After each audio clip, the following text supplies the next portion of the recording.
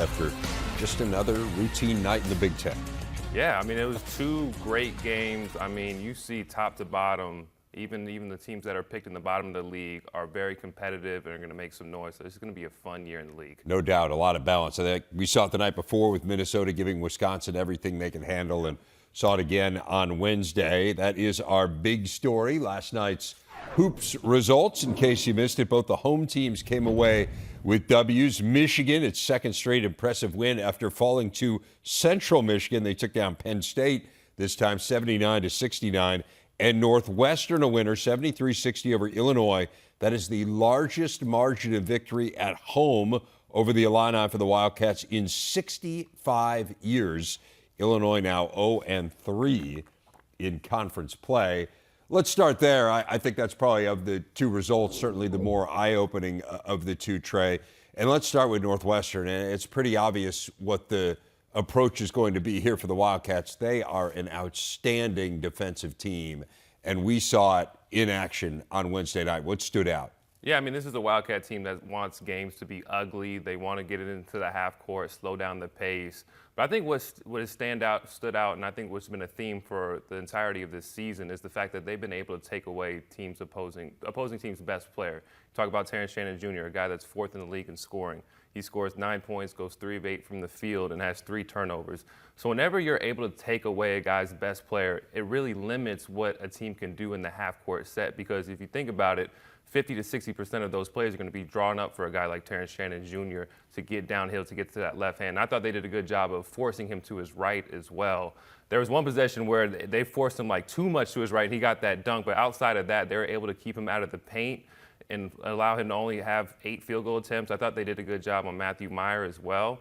You know, he had 17 points, but I thought they did a good job of pressing on him and making him a driver. So I think this team's ability to be physical, follow the scouting report, and play defense without fouling has been impressive all year long. We heaped a ton of praise in the post-game show last night on Chase Audige. Yep. Offensively, he had a big game. He was 4 of 9 from 3, and they needed each and every one of those.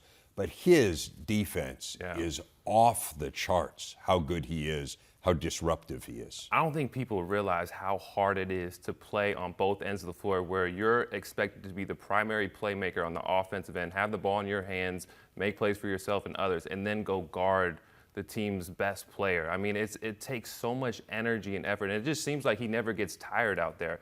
He always plays with energy. He's always in the passing lanes, able to disrupt offenses. Even at times where he doesn't get the steal, he's able to kind of deny and force the ball out on the perimeter a little bit more and disrupt the flow of the half-court offense. I mean, and I think on the offensive end, his ability now to play within the flow of the offense and not force shots has just been so impressive to watch. And honestly, I hate when people will say, you know, you got to let the game come to you, especially on a team like this. Like they need Chase Audige to score. So it's not. I don't think it's a matter of letting the game come to him, but it's finding ways to be aggressive in the right spots within the flow of the offense, where you're not having the ball in your hands and playing isolation basketball and taking 6-7 dribbles to shoot a step back, long contested 3. You know, getting into those ball screen actions, those handoffs, being efficient off 2 or 3 dribbles. I think that's what's been most impressive with Audige this year, just kind of making that adjustment and taking good shots. And frankly, they needed him to do that because Boo Buie had a really rough night offensively, missed his first 10 field goal attempts. And those guys are the big weapons for them offensively. We saw some other step up. Ty Berry was fabulous down the stretch. Brooks Barnheiser hit a big shot. So there were some others who came through when they needed them to. And then just a parade to the free throw line, which kind of speaks to the other side as well. I mean, Northwestern outscores Illinois by 26 at the stripe, and Brad Underwood was talking after the game, and he said we basically came out of the locker room down 26 points and did not point the finger at all at officiating. I mean, made it entirely about his team. I don't think he had any, maybe you have a beef with a call here or there, but I think he felt like that was kind of what was deserved in the game. Northwestern was far and away the more aggressive team.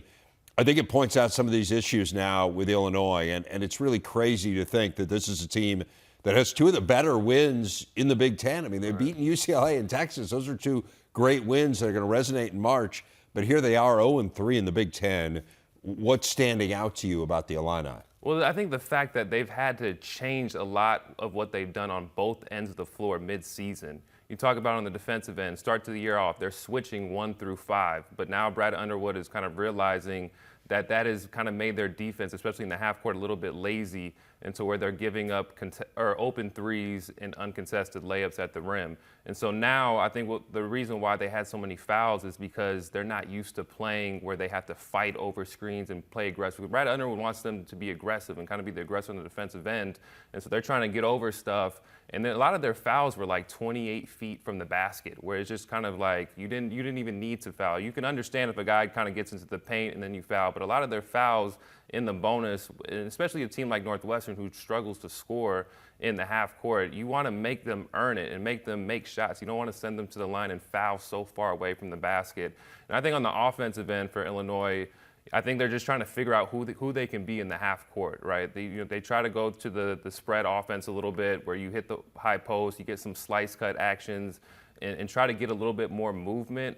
But I think in a read and react type of offense that the spread offense is, it takes a long time to kind of develop some sort of rhythm for the 5 guys. And it just doesn't look like guys are on the same page. I mean, you see in the half court guys kind of putting their hands up and saying, what are we running? What are we in? And I think that's just a sign of the fact that, of a team that's just kind of not on the same page on the offensive end. They play pretty good defense besides the fouling. I mean, they held Northwestern at 32% from the field, but it just doesn't seem like, especially on the offensive end, that they're on the same page.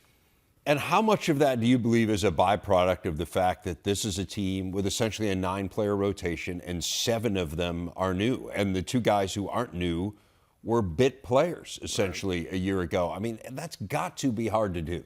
Yeah, and I think another thing, too, to go along with that, you have young point guard play. Because I think teams that can bring in a veteran point guard that has had experience playing high-level basketball, you can kind of add them into the fold a little bit easier. But when you have new guys, transfers, and then on top of that you have freshman guards. I mean, think about their 3 primary ball handlers are all freshmen in Epps, Harris, and Sky Clark. And so I think that also plays into the fact that they're just not as experienced getting them into the right stuff. And I think an experienced point guard can read a defense and be able to say, look, all right, this is the set that we want to run here. We need to get Dane Danger the ball. We have a mismatch here with Terrence Shannon Jr., and I think that's just going to have to develop throughout the course of the year. 4 losses in 7 games now for the Fighting Illini. Does not get easier as they have Wisconsin coming to town this weekend. I do want to spend a little time on Michigan and Penn State. I'm really impressed. I think a week ago, if you would have told me that Michigan not only was going to win these 2 games, but win them as impressively as they have, coming off a loss at home to Central Michigan, who it's not just that it's a MAC team. I mean, it's not a great MAC team. Like that's a bad loss, and it's a loss that's going to be a little bit of an albatross around their necks here for the rest of the year. The way they have responded, though, these are their 2 best outings of the year, Trey. What did you see last night? Well, they're starting to utilize their athleticism on the defensive end. That Central Michigan game, their heels were on the 3-point line. They were kind of just waiting for Central Michigan to attack them. There was no physicality. There was no fight. There was no aggressiveness on the defensive end, because Michigan has been a pretty good offensive team all year long. They don't turn the ball over. They get good shots. They run good stuff. But the issue's been toughness and defense. In their last 2 games, they've been really able to make teams feel uncomfortable. And I really like what Juwan Howard did in this game and making his guards guard Pickett one-on-one in the post.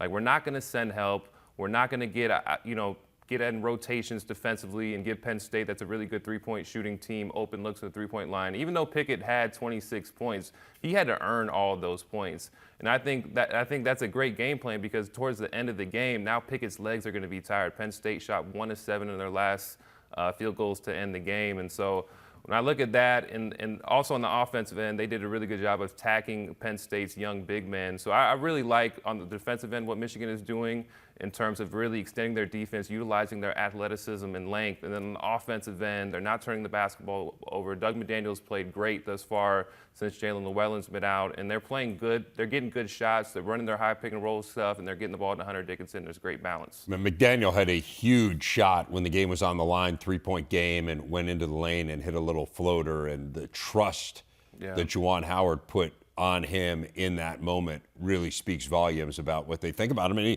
he's got to do that because, as you said, Llewellyn's done for the year, was an experienced point guard who they brought in, who they thought was going to be able to steady that ship.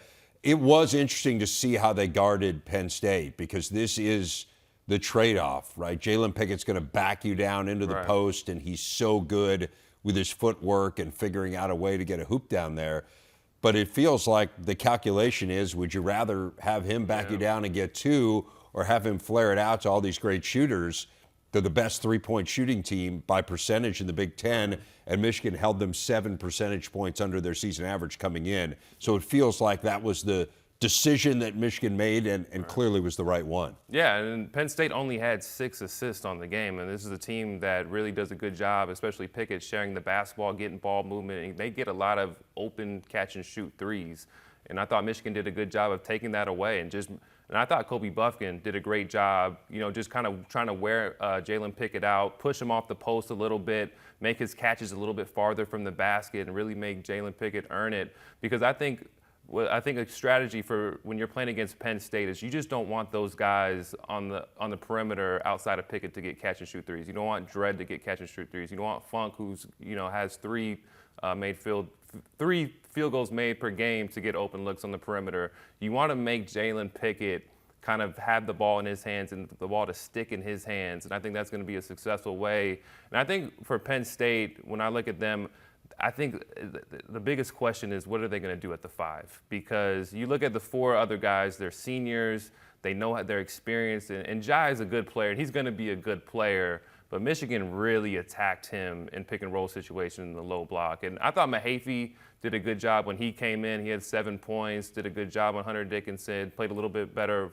pick and roll defense. But because you have young big men, I think teams are going to try to exploit that on both ends of the floor. Yeah, it's interesting. They're the most experienced team in the country by Ken Palm's measurements, and yet at that one vital spot, they are incredibly inexperienced. And we did see Michigan attack that pretty well last night. Penn State, big game coming home on Sunday, or semi-home. They'll be at the Palestra against Purdue. Should be an unbelievable atmosphere. I had the honor of doing the game there a few years ago.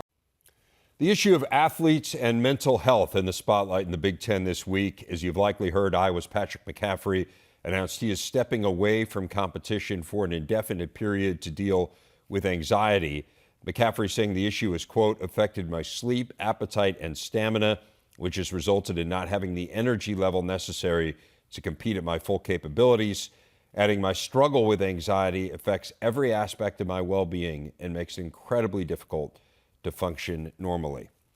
Here to talk more about this issue is Dr. Justin Anderson, a sports psychologist based in Edina, Minnesota. He is today's big interview.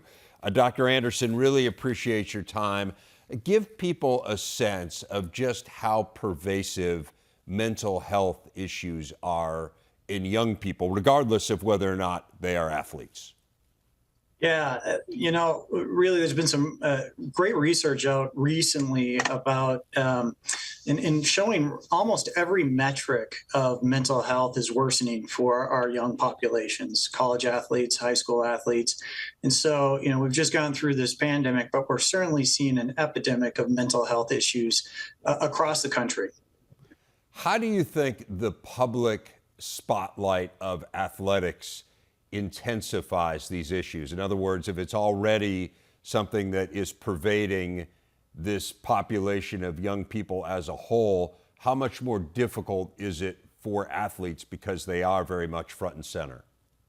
It's a great question. It's a great point. I think one of the things that we don't show a lot about, or we don't talk a lot about, is that, athletes, we see all the glamorous components of it, the limelight and the being in the front and center and on stage and on the courts and making these amazing plays. But what we don't see is the tremendous amount of additional pressure that student athletes face versus just the general population. So they're going to school, they're doing everything that a normal student athlete or student would be doing on a college campus, but then they're in the limelight. And not only are in the limelight in front of their peers and on their campuses, but social media and the media today is putting another level of pressure on these young minds, men and women. And so this is really the first generation, the last decade or so, that have been dealing with that. And quite honestly, we're just catching up on how to help and support them through these challenges. Give me a sense of the ways in which social media, you believe, contributes to this. Yeah, there's been some pretty interesting research out there. More and more is coming, but social media is playing a fairly big role in this comparison and this compare despair, as we like to call it at Premier.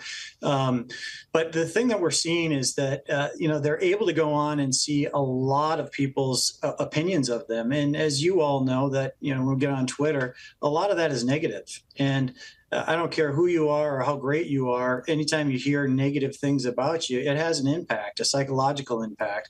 And then if you're not getting tweeted about or you're not being in the center of this social media spectrum, there's also pressure for those folks. So, we're seeing that the likes, the not likes, the negativity, all of that is playing a huge role in this.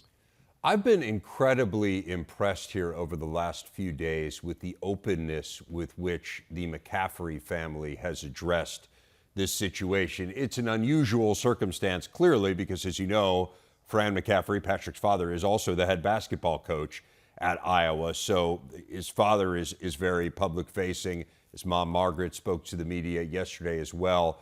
How important do you think the openness is in terms of destigmatizing mental health issues? I can't tell you how impressive that is, and how important it is for a lot of other student athletes, but also high school and junior high or middle school athletes, when they see that leaders of big institutions like Big Ten institutions and players that come out of these institutions talking about it and acknowledging it. It is critically important that they understand that they're not the only ones dealing with it, because for many, many years, people were dealing with these things, but it was very silent and they were hidden and they were ashamed of it. Now they're realizing that, hey, more and more athletes are going through this and that there are resources to help. And it's not the stigma around it is decreasing because of these bold actions and these courageous actions by a lot of people like McCaffrey. A few of the others that kind of come to mind for me, you think about Simone Biles, you think about Naomi Osaka, who were, again, very much in the spotlight. I mean, you're talking about the Olympics, you're talking about major tennis tournaments and saying, hey, here's what I'm going through.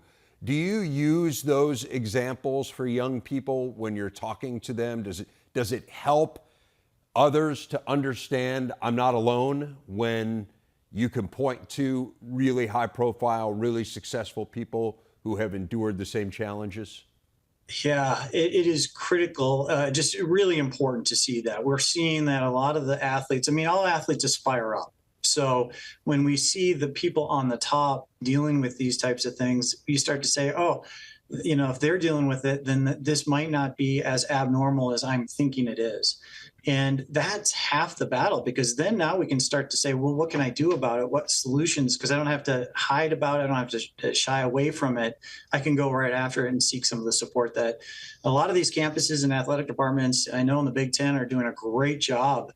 And here at Premier Sports Psychology, we're seeing a lot more athletes from all levels, middle school, high school, collegiate, as well as professional athletes. I know you at Premier Sports Psychology have worked closely with the University of Minnesota. I mentioned you're located, headquartered in Edina. Give people a sense of what the support is like on a typical Big Ten college campus. What resources are available for student athletes? So the Big Ten has been doing a wonderful job. Kevin Warren, our commissioner, has done a tremendous job around the conference to promote and support mental health. We have been fortunate at the University of Minnesota to have a great administration that supports it as well. And so typically around the Big Ten, you will see around 2 FTVs, 2 full-time employees dedicated two plus. In many institutions, there's more than that. But at least 2 full-time employees that are dedicated licensed providers, mental health providers for student athletes alone. And I can tell you, just with our experience at the University of Minnesota, we are full. We are packed back-to-back sessions all day long, 5 days a week. And that's just because more and more student athletes are seeking that help, and they need the support. You had mentioned the pandemic earlier, and I think it's worth going back to that and unpacking that a little bit. There was an NCAA survey that came out last year, which said that the levels of fatigue and anxiety and depression are still at about 2 times the level that they were among NCAA student athletes who responded to the survey. And there were nearly 10,000 of them, I believe, about 2 times the level that they were pre-pandemic. Why did the pandemic intensify this issue so much? In many ways, we believe it's because of the isolation that a lot of people had. It disrupted routines. It kept us away from our support networks. And so for those factors, we think that it increased. But the uncertainty of the pandemic, I think all of us faced that, whether or not we were going to be coming into the office, all the different testing that we had to do to see if we had it. And then we just didn't fully understand whether or not, if we got sick, how severe that would be. So there was the fear of the physical component of that illness as well. Every case is different, obviously, but in general, what are some of the ways that sports psychologists, or just psychologists in general, if someone isn't an athlete, can help young people deal with the pressures that go along with growing up in this society where social media pervades and where you feel this pressure, the pandemic issues, all of the things that have combined to make this a bit of a crisis? Yeah, I think one of the first things that psychologists can do is we provide awareness of what's really going on for them. And a lot of people, once they understand that what they're going through is really not that unusual or is pretty normal, then we can start to get into solutions. And that can be anything from helping them find different routines, different ways of thinking or approaching, taking different perspectives. It can be teaching them tools like mindfulness and breathing and relaxation techniques, and/or directing them to other resources or information that can help them become healthier. How do people know when it's time to get help? We believe that people can get help at any time because we can always improve our mental health. The one thing about the mind is kind of like building a muscle. The more we work on it and the more we address it, the better it can get. And so we can optimize our thinking, even if we're not in a deficit place. So, but traditionally, if you're seeing dysfunction or you're not seeing your normal self, sort of the energy levels, sleep disruptions, appetite disruptions, lower mood, not finding enjoyment, anxious, you're not getting out and doing as many things because you might be more fearful or worrying, or just you want to isolate more often. Those would be signs that you might want to start to seek some professional support. Dr. Justin Anderson, Premier Sports Psychology, really appreciate your time and appreciate you helping us shed light on this situation. Thanks so much. I know it's really important, as you said, to Commissioner Warren, who's done a lot for helping students deal with these mental health concerns, and appreciate you taking the time out here today to do just the same. Well, thank you, Dave, for having us and shedding light on such an important topic. Really appreciate it. That is Justin Anderson of Premier Sports Psychology in Edina, Minnesota. I mentioned the openness of the McCaffrey family. Fran McCaffrey spoke to the media about this issue yesterday. Here's what he had to say. I've gotten so many messages from folks that said, okay, I've been dealing with this. People that I know that I never knew were dealing with it. My son has been dealing with it. I have 2 daughters, both of whom are dealing with it. So, I think when you're in that position, I think you feel very alone. You're the only one, going through it. But then when you find out that there's so many people in every walk of life, Kevin Love has been very open about it. Lane Johnson from the Eagles. I mean, there's so many high-profile professional athletes that have gone through this. I'm sure a lot of them have gone through it, never said anything. We're kind of programmed to be that way. We just keep battling, and we don't say anything, and we just compete. But it's something that is real. It is indeed. Trace back. How did the pressure that is on student athletes impact you during your playing days at Northwestern? Yeah, I mean, significantly. And when this came out, it kind of gave me chills because it took me back to my senior year, which was a very challenging, probably the hardest year of my life. And that's why I just commend Patrick McCaffrey, the bravery and courage that it took to seek help, to take the time off. Because I look back at my career, because it's a decision that I should have made my senior year. Going back to that year, we started the season off really well. I was playing at a pretty good level, but I felt like something wasn't right, and my mental health wasn't right. And there's all these pressures of like, you don't want to let your teammates down. You don't want to let the Northwestern or whatever college or institution community down by taking time away. And I remember, ironically, after an Iowa game where I had my career high. We were in a film session, and I just wasn't in a good place mentally. And Coach Collins, pointed out something on the film that I didn't do correctly, and he had a right to do that. And I just, had an attack and just kind of like a meltdown where like everything just kind of came on me, in that moment, and kind of blacked out, and they had to clear the locker room, and it was, it was one of those things where for me, like, it shouldn't have gotten to that moment, and that's why I commend Patrick, because he realized that there was something wrong. He communicated it with his team, his dad, and he got the help, and he's taking the time to take care of himself, because this is bigger than basketball, and I think it's going to help and encourage so many other student athletes, because at the end of the day, this is bigger than sports. It's bigger than a season or expectations that you have of yourself. And I think it's just I think this should happen. I think that there's a ton of student athletes who are suffering in silence, who are afraid to voice and say that they're not okay. And I think the message is it's okay to not be okay, and to seek help and to take time off, even in the midst of a season where you may feel like your team needs you. And one of the things that that I kind of, when I read the statement, he said sleep, appetite, and stamina, and you mentioned those things. And I think a lot of times when you're a guy that wants to be great and there's expectation, right? And I kind of can relate to Patrick in the sense, when Drew Crawford left Northwestern, now I'm the guy that's expected to be the primary scorer. Keegan Murray leaves. Now they're looking, and I think that expectation sometimes can weigh on you, and it can be one of those things that, you want it so bad, for yourself and for your team, to help your team get to that next level, and, to be the guy.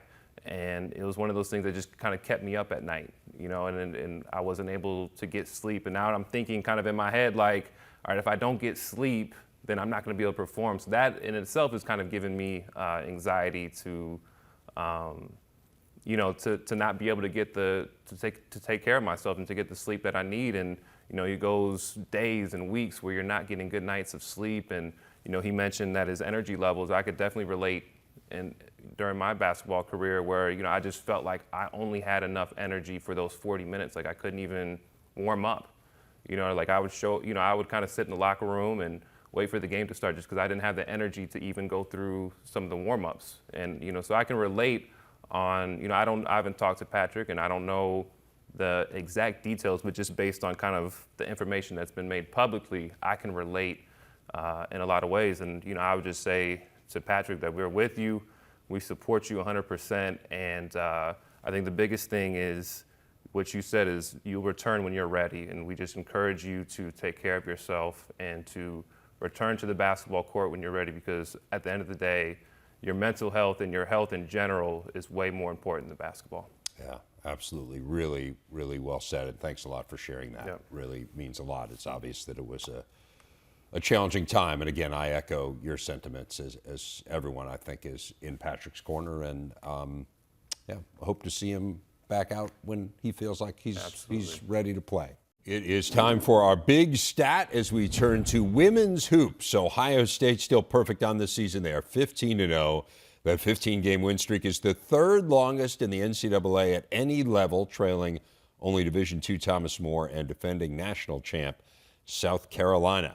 Let's dive into women's hoops today, and to do so, we are joined by Big Ten Network analyst Autumn Johnson. Autumn, thanks for taking the time. Really appreciate it as always. Let's start with Ohio State. They are still perfect. They've done this without the injured J.C. Sheldon, and now Madison Green is out for the year. Unfortunately, again, the second straight year, heart really goes out to her. Can this Ohio State team still be a Final Four team despite all these injury issues?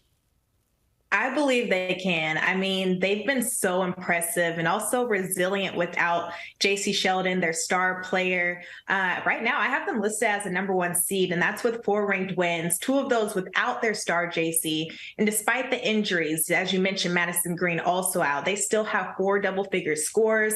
They're the #1 offense in the Big Ten, top 5 offense in the entire nation, scoring about 87 points per game. They just play at a fast pace. But I think one thing that's shown us about this season is that you can score a ton of points, but that just isn't enough. Defense has set the Buckeyes apart so far. I think that press that they run is flustering teams. They're #1 in turnover margin in the nation. They're #3 in turnovers per game, #3 in steals. So, if I look at last year's March Madness bracket, how South Carolina went all the way, even in the regular season, the defending national champs has showed us defense and depth will take you all the way to the top. When Ohio State has their 2-way star back, there's no doubt that this team can go to the Final Four for sure. No doubt. In the meantime, though, the depth will be tested here with Sheldon still out. Illinois is an amazing story. Just incredible. They are 13-2 now after beating Iowa on Sunday. And just to put this into perspective, they won 12 games the last 2 years combined. So they have more wins here the first week of January than they had in the last 2 seasons. I'm just going to put it to you simply, how has this happened, Autumn? I mean, I just think you can't count out Illinois anymore. And, it was so natural to do so. As you mentioned, they haven't had a winning season in about 10 years, and they haven't seen the NCAA tournament in about 20 years. They went 1-13 in the conference play. But I really think it's just revamping this program altogether. They added 4 transfers, which includes a scoring point guard in Makira Cook, Genesis Bryant. She had that incredible game against Iowa.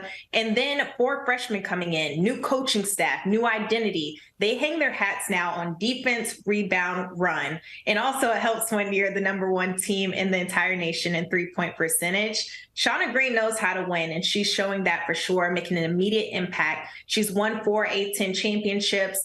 She brought her team to the NCAA tournament in the past 4 out of 6 years in her coaching career. But when I spoke to Genesis Bryant after that Iowa game, when they knocked them off, she told me that Shauna Green said to them, we're going to compete for championships. It doesn't matter what happened in the past. We're a new team. It's a new season. It's a new vibe.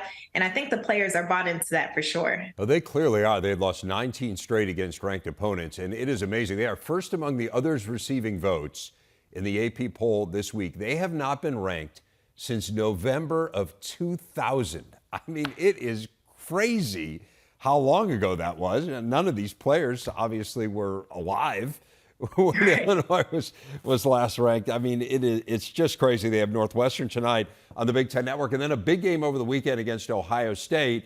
And clearly kind of the next battle here is, how do you beat ranked teams? They did it against Iowa. What will it take for them to do it against what you've already outlined is a great Ohio State team?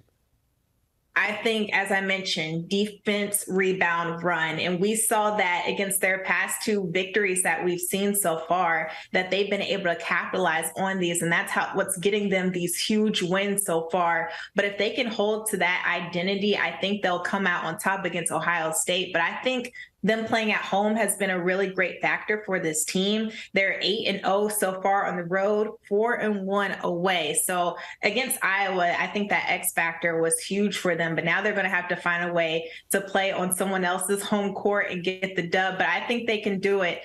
They've shown that they've been successful with it. They out-rebounded their opponents. They shoot an incredible amount of threes. When we look at specifically how they knocked off Iowa, and even though they didn't knock off Indiana, it was by 4 points. They still held the top 2 and top 3 offenses in the Big Ten underneath their scoring average. And then they out-rebounded them, as I mentioned, and also they capitalized in transition points against both teams.